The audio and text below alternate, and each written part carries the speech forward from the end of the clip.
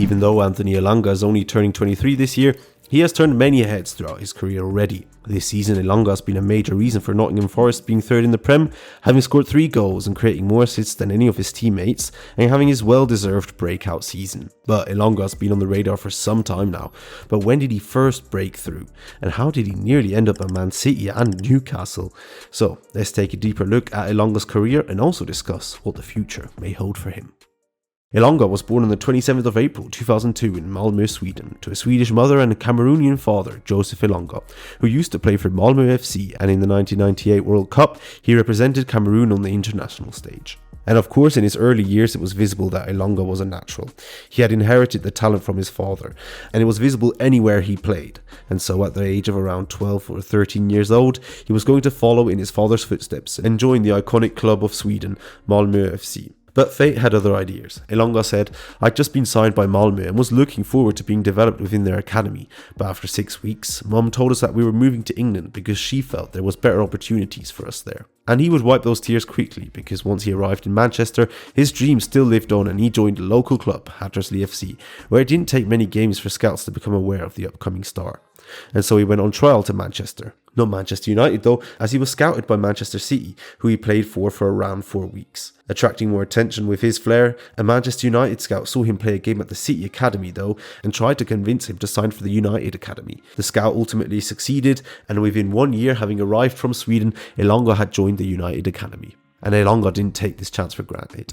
He put the pedal to the metal and grinded, flying through the ranks at the academy, impressing his coaches until he finally joined the United under-18 squad in the 18-19 season, where he scored 3 goals and got 4 assists in total, and even had a call-up to the under-21 squad. He started performing even better next season by scoring a few braces and receiving the United Young Player of the Year award, gaining attention from the first team, and by the 2020-2021 season, he had eyes glued on him as he was unleashing hell in the United under-23 squad, scoring and assisting whenever he had playing time. Then maybe with the help of some Scandinavian preferential treatment, Elanga was called up to the United first team to face Leicester City at home. But just to remind you, Elanga entered the dressing room with the names such as Rashford, Fernandes, Cavani and Pogba and many more superstars. With his debut coming to an end after being subbed off in the 66th minute though, Leicester City went on to score the winning goal, and Elanga would have to wait for his next opportunity. And that was not far away. In the last game of the season, Elanga was in the starting 11 again, this time at the Molineux Stadium, and then this happened.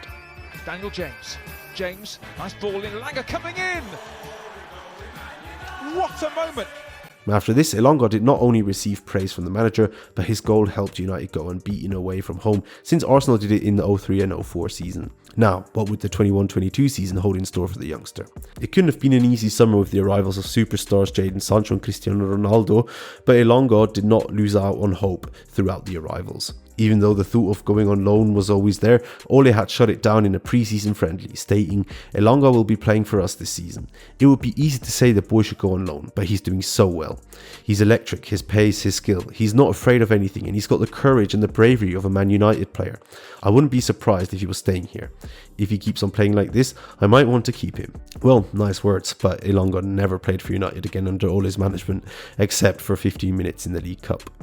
But when Rangnick took over, things started to change. Suddenly Elanga started to get more playing time and actually have time on the pitch to show his worth, and even though he didn't play the full 90 minutes, he appeared in every game in 2022 from the 21-22 season and scored and assisted twice, earning a spot ahead of Anthony Martial and Jadon Sancho. And even though United went out in the Champions League last 16, Elanga also netted his first Champions League goal against Atletico Madrid. So things were definitely looking up for the young Swede, and he was expected to shine just like the bald head of the new coach that was coming to take over United that season, but unfortunately that didn't go to plan.